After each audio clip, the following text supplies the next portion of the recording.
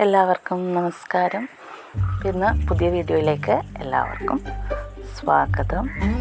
അപ്പം നമുക്ക് മകീര്യം ഒക്കെ എത്തിയില്ലേ, എട്ടങ്ങാടി നീതിയം.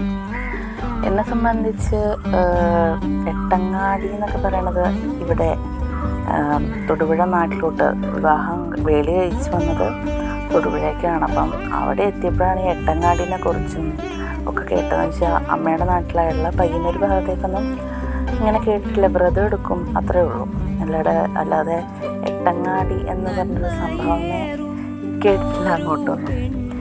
അതുപോലെ തിരുവാതിരക്കളി ഇപ്പോഴാണ് അവിടെയൊക്കെ കുറച്ച് കൂടുതലും കൂടി വന്നിട്ടുള്ളത്. അന്നൊന്നും അങ്ങനെ കണ്ടിട്ടില്ല ഞാൻ എന്നെ സംബന്ധിച്ച്. അപ്പോൾ ഞാൻ വളർന്നു വന്ന രീതിയിൽ ഞാൻ കണ്ടിട്ടില്ല. പിന്നെ നന്നായിട്ട് നാമജപമാണ് കൂടുതൽ അവിടെ പ്രസക്തി കുറച്ചും കൂടി വന്നിട്ടുള്ളത്.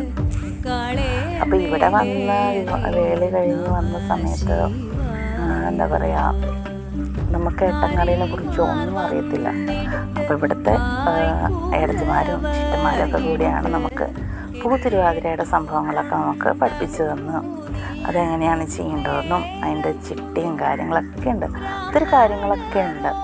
നമ്മുടെ ആ ഒരു തിരുവാതിര എന്ന് പറയുമ്പോൾ എന്താ പറയുക, നമ്മുടെ സ്ത്രീകളുടെ ഒരു വലിയൊരു ഉത്സവമാണ് ഇവിടെ നടക്കുന്നത് അല്ലേ. സ്ത്രീകളുടെ മാത്രമായിട്ടുള്ള ഉത്സവം എന്ന് വെച്ച് കഴിഞ്ഞാൽ ശരിക്കും പറയുന്നത് മകീരത്തിൻ്റെത് അയിനോണും പിറ്റേ ദിവസം വിവാഹം എന്ന രീതിയിൽ മഹാദേവനും പാർവതി ദേവിയുടെയും വിവാഹം സംബന്ധിച്ചിട്ടുള്ള ഇതാണ് നമുക്കതിൽ കൂടി കാണിച്ചു തരുന്നത്. മകീരത്തിൻ്റെതൊന്ന് എട്ടങ്ങാടി നീതി എന്നൊക്കെ പറയുന്നത് വെച്ചാൽ അയിനോണ് പോലുള്ള ചടങ്ങുകളാണ്. അത് കഴിഞ്ഞ് പിറ്റേ ദിവസം വിവാഹം, അങ്ങനെയാണ് വേളി നടക്കുന്നു എന്നാണ് പറയണത്.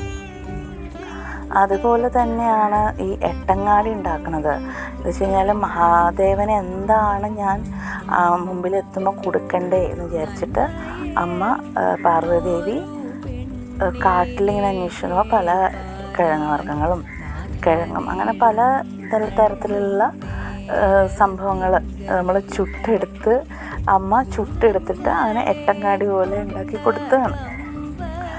അപ്പം നമ്മൾ നമ്മുടെ എന്താ പറയുക, ശർക്കരയൊക്കെ ചേർത്ത് ഇച്ചിരി മധുരമൊക്കെ ചേർത്ത് അങ്ങനെയാണ് കഥ കേട്ടിട്ടുള്ളത്. ശരിക്കുള്ള എന്താണെന്ന് എനിക്കറിയില്ല. കഥ ഞാൻ കേട്ടിട്ടുള്ളത് ഇങ്ങനെയൊക്കെയാണ്. അപ്പം നമുക്ക് എട്ടങ്ങാടിയുടെ ഒരു ഇതിലേക്കിട്ട് നമുക്ക് പോവാം. പിന്നെ അത് കഴിഞ്ഞ് അടുത്ത ദിവസം ഇന്ന് തിരുവാതിരയുടെ വീഡിയോയും ഇടും. അപ്പം എല്ലാവർക്കും തിരുവാതിര ആശംസകൾ, മകീരിയും തിരുവാതിരയും ആശംസകൾ നേരുന്നു. പിന്നെ വേറൊരു കാര്യം കൂടിയുണ്ട്. നമ്മളെങ്ങനെ ഉണ്ടാക്കി കൊടുത്താലും ഇനിയിപ്പം എന്തെങ്കിലും കുറഞ്ഞു പോയി അതൊന്നും വിചാരിച്ച് നമ്മൾ ഇരിക്കേണ്ട. എല്ലാം അമ്മ വന്ന് സ്വീകരിക്കും എന്നാണ് പറയുന്നത്. അങ്ങനെ നമ്മുടെ എട്ടങ്ങാടി ഇതാ വന്നെത്തി. അപ്പോൾ എല്ലാം അതിന് വേണ്ടിയിട്ടുള്ളത് ഒരുക്കി കഴിഞ്ഞു. അപ്പോൾ അത് ഫസ്റ്റ് നമ്മൾ വേവിച്ചതൊക്കെ ചെയ്തു. പിന്നെ അതായി പയറ് അതൊക്കെ ഒന്ന് ജസ്റ്റ് ഒന്ന് വറുത്തെടുത്തു. ശർക്കര പാനിയുടെ റെഡി ആയിട്ടുണ്ട്. പിന്നെ ചെറുപരിപ്പ് അതൊന്ന് വറുത്ത് റെഡിയാക്കാൻ വേണ്ടിയിട്ട് ഇങ്ങനെ വറുക്കാൻ വേണ്ടിയിട്ട് വെച്ചേക്കുവാണ്. അപ്പോൾ അതങ്ങനെ കണ്ടിന്യൂ ആയിട്ട് അപ്പോൾ ഇനിയിപ്പോൾ നമ്മൾ ഇത് ചെയ്യാൻ പോകണമെന്ന് വെച്ച് കഴിഞ്ഞാൽ ഇനിയിപ്പോൾ അതൊക്കെ എടുത്ത് മിക്സ് ചെയ്ത് നമ്മൾ റെഡിയാക്കുകയാണ് ചെയ്യണത്.